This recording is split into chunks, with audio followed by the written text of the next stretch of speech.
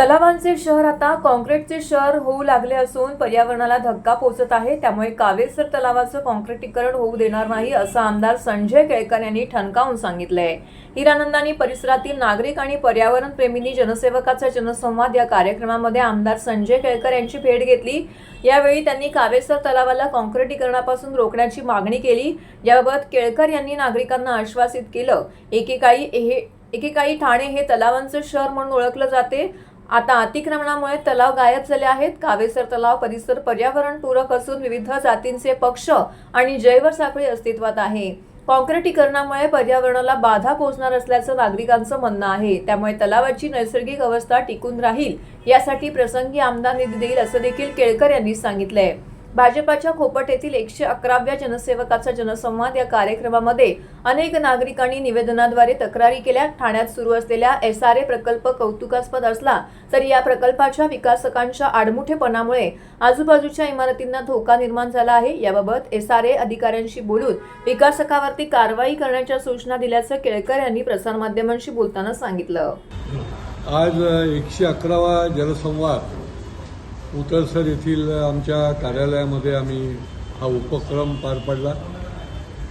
मधल्या काळामध्ये अधिवेशन नसल्यामुळे 11 तारखेपर्यंत आम्ही हा उपक्रम जो आहे तो स्थगित ठेवला होता। पण अधिवेशन काळात देखील या 110 उपक्रमामध्ये जे जे विषय समोर येत होते त्याचे देखील पडसाद विधानसभेमध्ये आम्ही मांडले।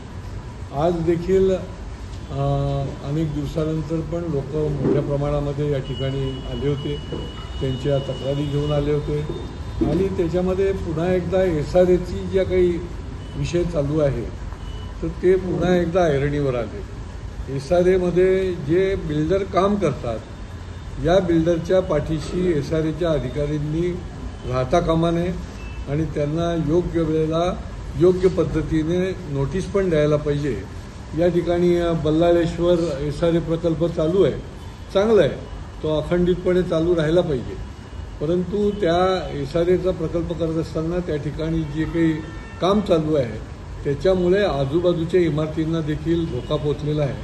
परंतु बिल्डर हा उन्मत्त आहे आणि त्याच्यामुळे त्या ठिकाणी जी काही वॉल बांधायला पाहिजे ती केली गेली नाही।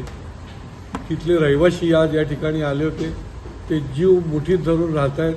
कधी पण त्यांच्या बिल्डिंगला धोका होऊ शकतो अशा प्रकारचं त्या ठिकाणी काम चालू आहे आणि त्याच्यामुळे त्याच्यावर कारवाई करण्याच्या संबंधी मी SRAच्या अधिकाऱ्यांना सांगितलेलं आहे। त्याच्याचबरोबर या हिरानंदानीचेही काही पर्यावरणप्रेमी लोक आले होते। बघा की कॉन्क्रीटचं काम कुठे केलं पाहिजे आणि कुठे नको करायला, तर त्यांनी हा विषय घेऊन आले होते की हिरानंदानीमध्ये कावेसर तलाव जो आहे तो अतिशय नैसर्गिक आहे। तिथे विविध प्रकारचे पक्षी त्या ठिकाणी येतात आणि अतिशय चांगल्या पद्धतीने पर्यावरणपूरक असं वातावरण त्या ठिकाणी आहे, ते तसंच राहावं याच्याकरता आणि ही मागणी घेऊन ती मंडळी आली होती।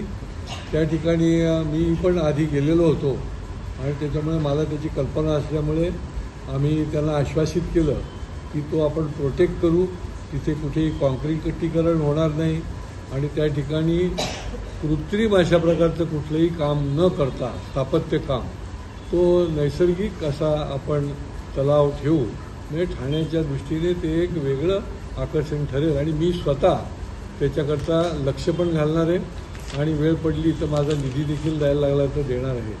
नाही, जेव्हा चुकीचं आणि नियोजन शून्य कारभार जेव्हा हाकला जातो त्यावेळेला अशा पद्धतीने आपल्याला त्याला तोंड द्यायला लागतं। बरं, पुढच्याच ठेस मागचा शाळा असंही होत नाही।